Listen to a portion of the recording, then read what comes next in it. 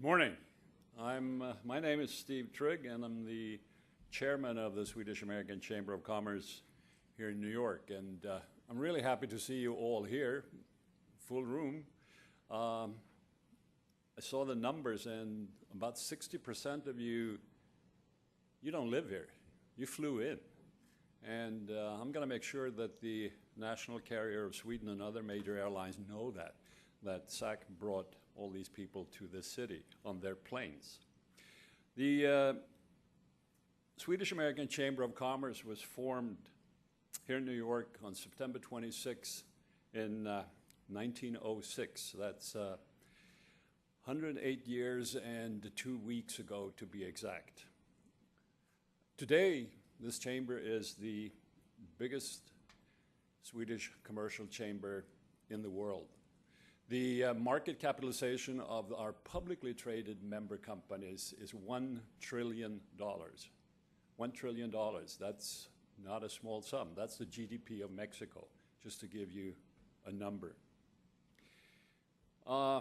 When this chamber was formed in 1908, it took 10 days for a letter to go by boat from Gothenburg to New York. There was something called the transatlantic telegraphic cable, which had been in the water for about 20 years. Short messages, a lot of them got lost. It was not what I would call a trustworthy way of communicating. And forget the transatlantic telephone cable. That went into the water in 1955. So there was a need for Swedish industry to be represented here in the United States locally and to help and promote trade between our countries.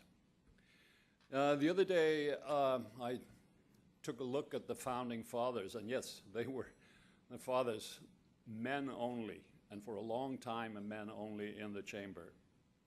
I realized that, yes, they did start a chamber of commerce here, but when I looked at the companies and the guys, what they really started was a chamber of innovations.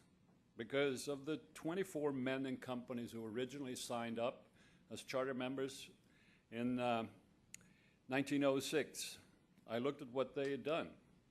They brought innovations such as the switchblade knife, numerous specialty steels, cost-free convalescent homes for the needy, phosphorus-free safety matches, exporting one's own grain on one's own keels, fiberboard luggage for the royalty and everyday travelers, high-quality coal to replace domestic firewood, industrially produced soap, a cream separation apparatus, a method for refining copper from lead impurity, and so on.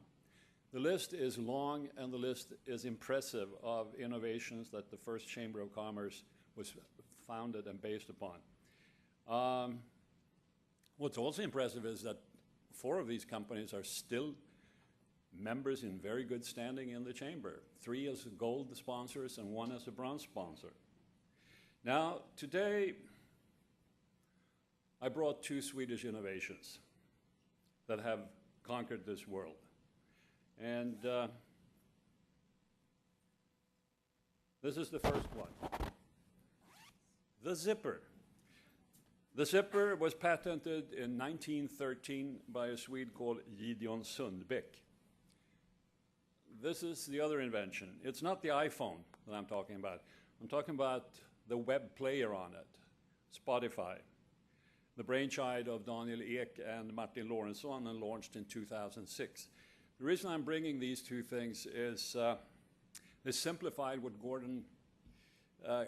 Graydon Carter wrote in the latest issue of Vanity Fair, the October issue. And he says, America has evolved from an industrial economy to one based on entertainment, media, and technology. From the zipper to Spotify. And he was quoting the Pulitzer Prize winner, journalist and author David Halberstam, who said this 20 years ago in 1994. And the October 1994 issue of Vanity Fair was an innovation issue based on the new innovations. And guess what? In the latest number of Vanity Fair, they're announcing that they're having a conference. They're having a conference in California called the Vanity Fair Innovation Summit in San Francisco. And guess when it is? It is today. So are we talking coincidence? Are we talking synchronicity? We're doing it, they're doing it, and they're talking on what's on machines like these.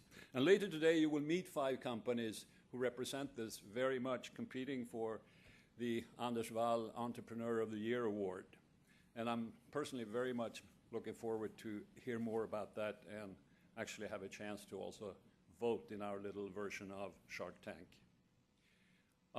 Yesterday, just for fun, I went out on the internet and looked at numbers for Sweden, and there's something called the Global Innovation Index. Good news, Sweden is currently rated as 2nd on that list of all the companies in the world. So let's keep it that way. Or why not go for the #1 spot on the list? And with that, I wish you all an interesting day. Thank you.